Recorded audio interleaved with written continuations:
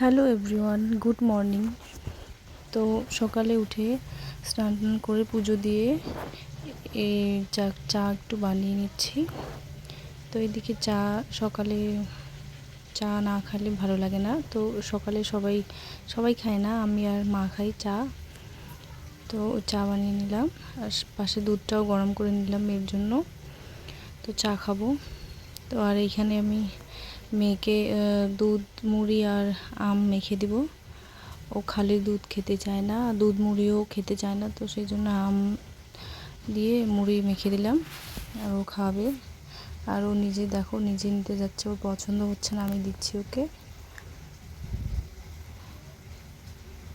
ওইটুকু রাখলো ওর বাবার জন্য, ওর বাবা নাকি খাবে, আর ওর অতটুকুনি নাকি হয়ে যাবে। সব খেতে যাচ্ছে, বলছে আমি সব খাবো, কিন্তু শেষে আর খেতে পারিনি। ও মেখে দেওয়ার কথা বলছে যে মেখে দাও, আমাকে মেখে দিয়ে তুমি মেখে দাও, আমি নিজে খাবো। দেখো কীভাবে ও চেটে খাচ্ছে। তো এদিকে আম দুধ মুড়ি ওকে মেখে দিয়ে আমি এদিকে বিছানাটা একটু গুছিয়ে নিব।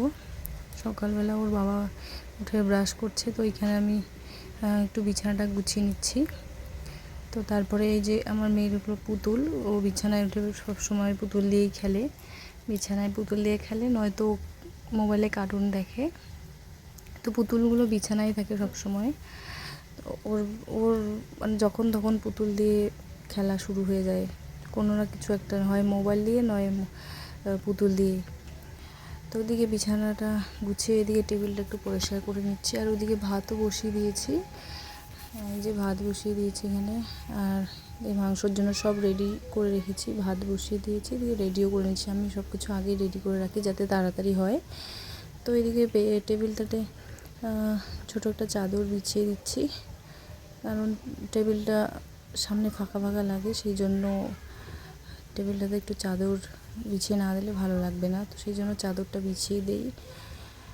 ছোটো বিছানার চাদরটা ছোটো আর কি, আমার বিয়েতে এটা দান দিয়েছে কেউ। তো ওই টেবিলে সেরকম কোনো কিছু জিনিস রাখি না। আমার মেয়ের ওই ঝুড়িগুলো দুইটা রাখি, আমার মেয়ের এই ঝুড়ি জামা আছে, এই ঝুড়িতে মেয়ের জামা আলনাতে রাখি না, ঝুড়িগুলোতেই রাখি।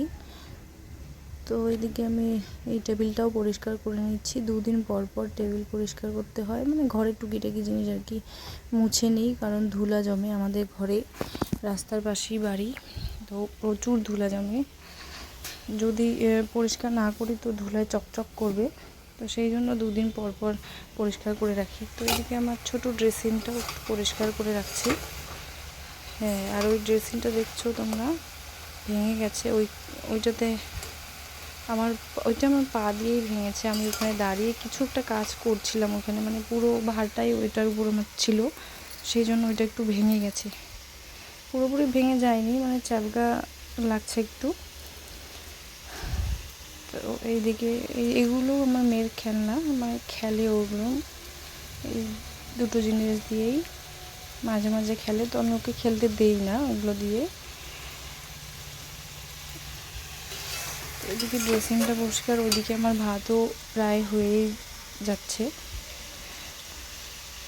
আর ড্রেসিংটা ঠিকঠাক করে না রাখলে ঠিক ঘরে কেমন যেন লাগে। আর আমার ঘর একটু অগোছালোই থাকে, যতই আমি গুছিয়ে রাখি না কেন, আমার মেয়ের জন্য সবসময় অগোছালোই থাকে। এদিকে আমি ঠিক করে রাখলাম, কিছুক্ষণ বাদে আবার অগোছালো হয়ে যাবে। তো ওইদিকে ভাত রান্নাবাড়ি চুলে হয়ে গেছে। তো এখন আমি গ্যাসটা পরিষ্কার করছি। গ্যাসে সেরকম রান্না করিনি, পটলটা গ্যাসে ভেজেছি, সেই জন্য গ্যাসটা মুছে নিচ্ছি। গ্যাস মুছে নিতে রেস্ট নিব, খাওয়া দাওয়া করবো। তো আজকের ভিডিওটা এখানেই শেষ করব। আপনারা সবাই দেখবেন, ভালো লাগলে অবশ্যই লাইক শেয়ার করবেন, কমেন্ট করবেন, সাবস্ক্রাইব করবেন। আর এটাই আমার প্রথম ব্লগ, যদি ভালো লাগে তবে পরে দেখা হচ্ছে পরের ব্লগ।